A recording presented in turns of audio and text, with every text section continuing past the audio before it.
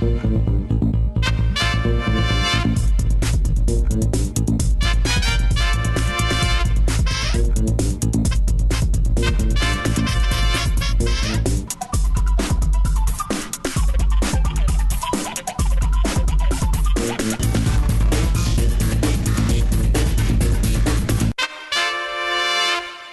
my favourite love poem still is my wedding day poem. There is a song in my heart. Wind of space can dance between us. We are always together. I swim in her eyes and the water is fine. Our skin breathes, others love. I am a cicada, she is my summer. There is a song in my heart. Love of life, life of love, heaven, earth, stars above. Her laughter, music, smile the song. Breathing each other's essence, our layers have peeled away. My soul has climbed the jacaranda tree.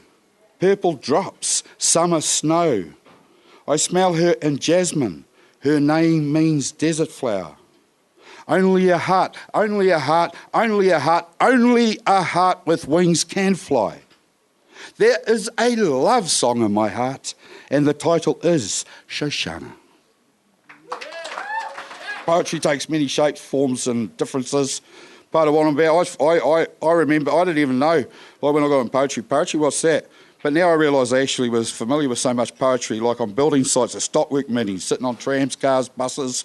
There's someone in Australia actually, apparently he's an Australian ad guru, but I've got my doubts. He's a rugby league boy. His name's John Singleton, and John Singleton is reported as having said, all the smart poets are in advertising. Anyway, and sometimes, I hate to admit it, but when you see some of that stuff, I was going with a point there, but the sound of poetry. So I enjoy a bit of sound poetry, and I was privileged. I knew nothing when I came. And through people like Myron Lysenko, and he's not bad, the old Myron, and they introduced me to guys called Jazz Ace Duke, and then I got to catch some of that other set, you know, like Jacques, and anyway, sound poets that trip around. I know there's a few synths, and I don't know their names, but I look forward to hearing their stuff, you know. So I like the sound, because I'm a frustrated singer, you know. I'm sure I don't even do karaoke. So sometimes I like playing with the voice as an instrument. And anyway, waffle, waffle, waffle. This is a sound poem, and the title of which is Male Stutter.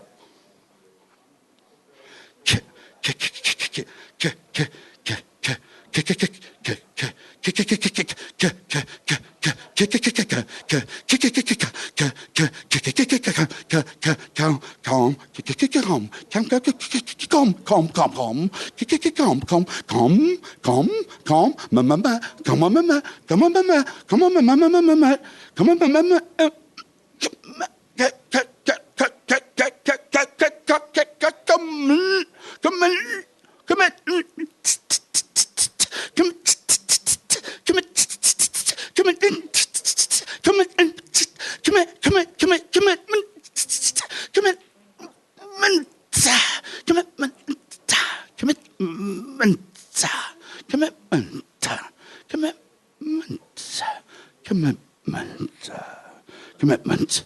Hey. It's really old and I don't do it much. It offends the occasional people. Normally upper middle class people and upper class that send their children to private schools and they still turned out like this. I'm pleased to know that rough buggers, great buggers, and they've equally come from private and public schools. Anyway, this is about good boys, because of course there's good boys. But anyway, our processes change. We need some initiations. It's old, but bear with me.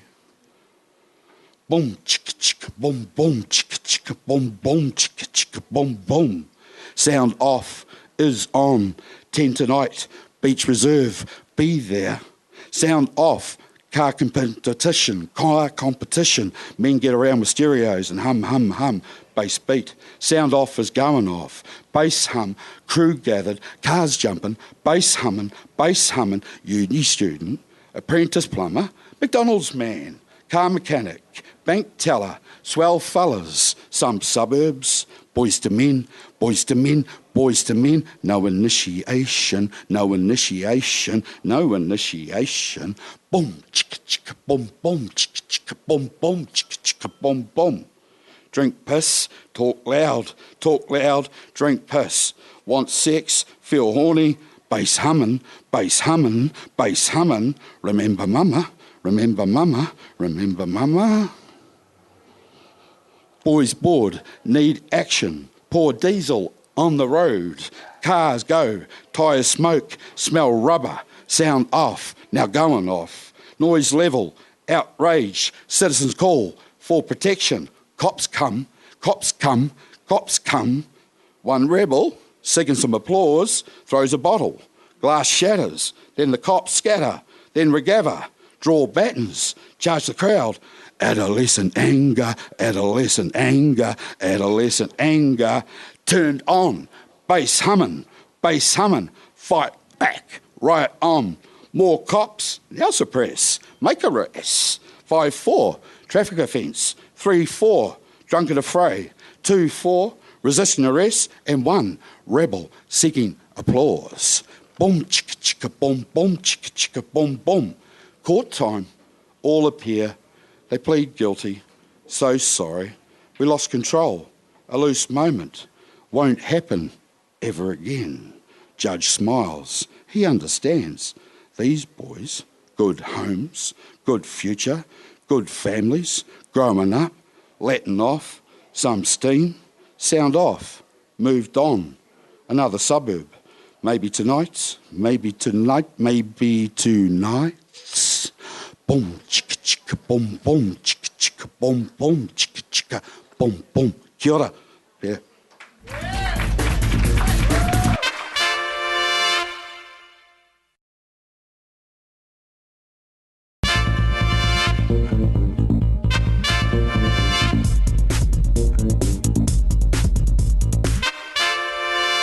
Raw.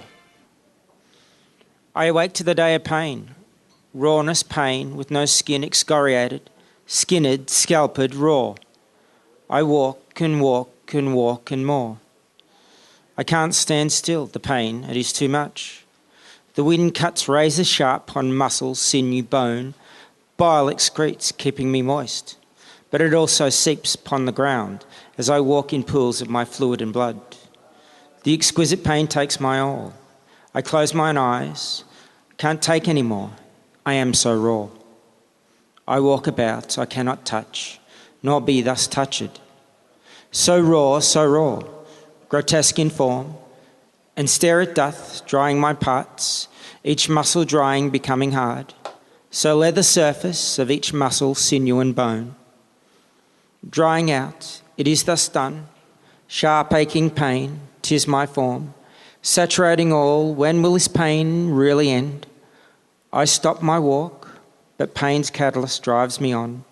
So I walk, I must, on and on and on. Saga of the Lily. I recall curly wings and a psychedelic yellow finger, a soul, a lover. It had all the bees for its bulbs swam deeper, and wind loved to lap at its pollen. And in going under naturally, it also went over a fine shadow it cast. Daughter of the farmer, Ophelia remarked, its limy underleaf, its fine scent, its lofty nature pierced deep into azure as its head bounced around in the wind. So to the bobbing peak the farmer rose, and pregnant with bees it slipped down through the hordes. Ophelia crawling with her soft hands pressing in the mud between bright green stems, laid in the warmth of a lily-speckled sun, spearing rays into a hazy humid swirl. Her lids drooped in the heat, and the hanging lilies morphed into a lazy summer's tale. She woke with muck on her brow and insects in her ears, her dress stuck to her warm body in the damp, dreamy awakening. She rose through the sticky leaves, her head just above the hedge, and her little black shoes with gleaming silver buckles moved her swiftly across the suffocating bed. Cross-legged on the grass, the lily in her lap, Ophelia felt grateful for having a good pair of shoes. These form the end of my book of rat poems. It's four pieces, but it's 2 minutes, so I won't eat up too much of your time. Utopia. My utopia is in the mountains somewhere. I'll have a log cabin and my rats can go outside and play. I'll sing snippets of songs my grandmother used to sing and wear an apron as I stoke up the wood fire stove. Then, when the sun dims between the trees, I'll call my ratties home and they'll come running to my arms. We'll eat till our heart's content, then doze in front of the fire, all warm and snoring and furry. These ones form the end sequence of the book, so they're the last 3 poems of the book. March 22. My brownie is not who he once was. His spirit, his life force is leaving him day by day. But he loves me as much as ever. Sometimes he'll sleep under my chin for hours, too tired to worry about his personal space. Then when I pick him up, he lets out a squeak he never used to. He can't see, and he can hardly walk, so no wonder he gets afraid. Sometimes I get afraid. Then I relax when I look at him. He's not afraid, not generally anyway. He's old, that's all. He sleeps a lot, nearly all day and night. One day soon his body will sleep forever, and I think his body will be grateful for this. I think all bodies are happy when their time finally comes. The rain. Wake from a dream, maybe half a dream. It seems you are here. I hear your pattering feet. But you know, it's just the rain, falling gently like angels, like stars. Rats live on no evil star. It's actually a palindrome. I have lived with them, an endless procession of visitations, each one shadowing the before and after. And they are visitations, a thin glimpse from the periphery of your vision, real shooting stars. If we descend from angels, they descend from the line of pixies, fairies and wood sprites. Mischief is theirs by nature. They do run-throughs when I'm in the shower. They plunder my backpack. I lost my last $20, and when I lifted up the couch, there it was, with 3 rats sleeping on it. It's the fading of this magic that is hard to accept. Yet even in death I find them. They tickle my leg, rustle the papers. I find them in my sock pile as possibility. I'm careful where I step, because they're never far from here, watching, quietly waiting. Thank you. Haiku, 5-7-5. 5 syllables in the first line, 7 in the second, 5 in the third. All about the man from Snowy River. I spent a little bit of time doing this afternoon, so here we go. The man from Snowy rode after other horses and turned them back home. That's the first one. No, wait till here. Snowy River man, Andrew Barton Patterson, colt from Old Regret. Snowy River man, not men gathered to the fray, brought the colt back home. Man from the Snowy was like no other horseman, not before or since. Never has there been a ride ridden such as this, nor will be again. This one rhymes. Man from the Snowy, poetry by Banjo P, road to history. Colt from Old Regret, through rugged bush did run till Snowy River man rode. Now you can clap. Cheer, throw money.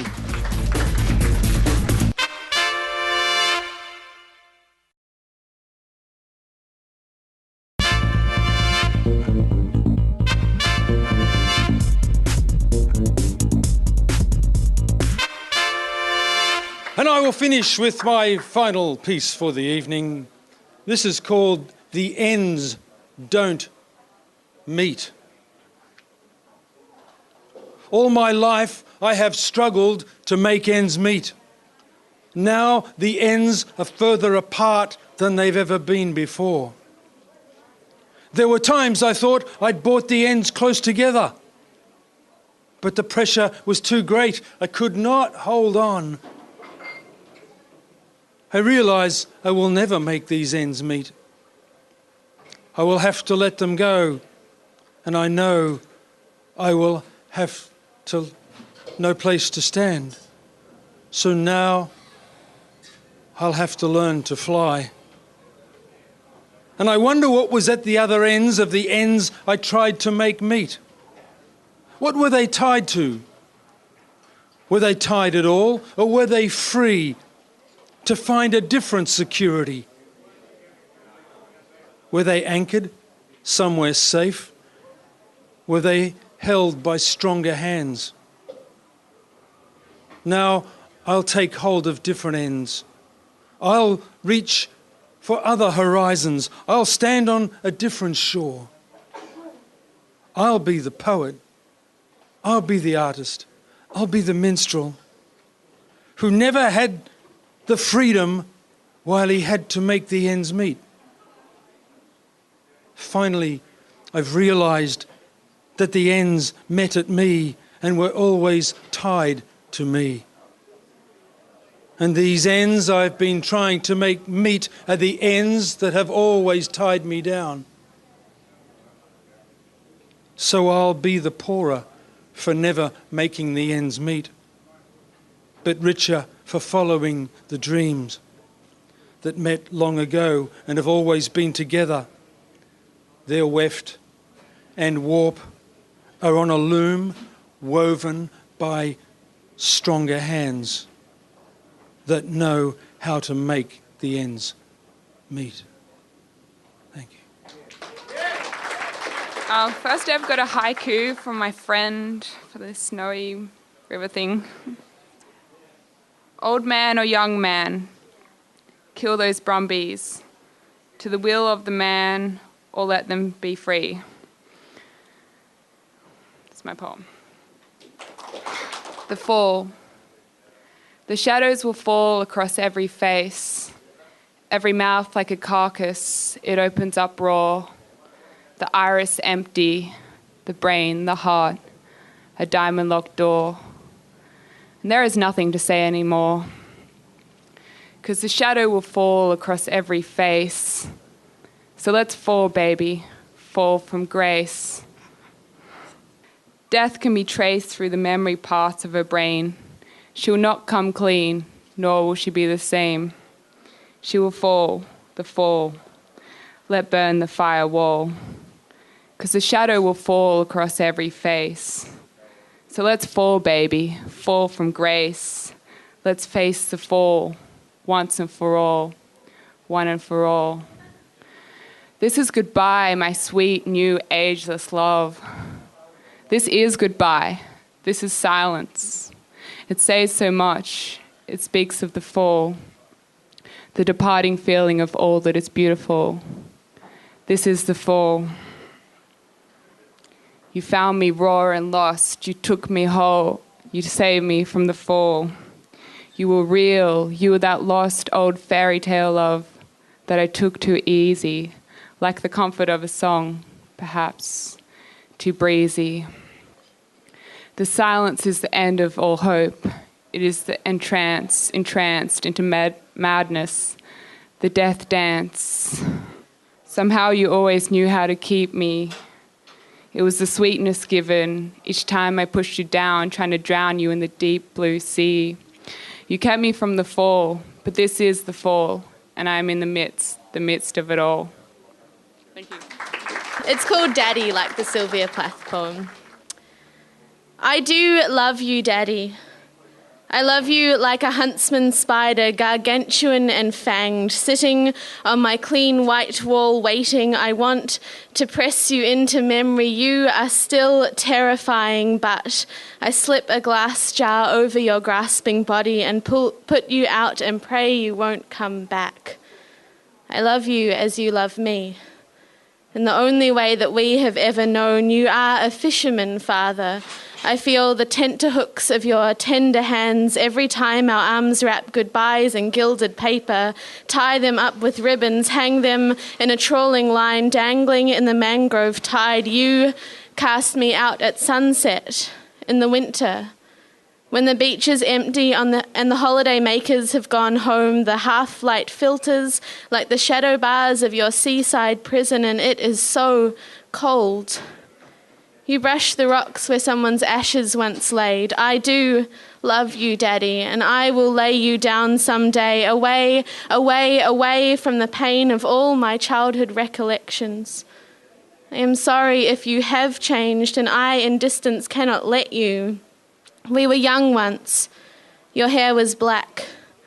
And we swam out from the shore to our island, grabbed tendrils of seaweed against his body, and waited for the tide to sweep around the corner like a breath and lift us up onto the island's granite skin.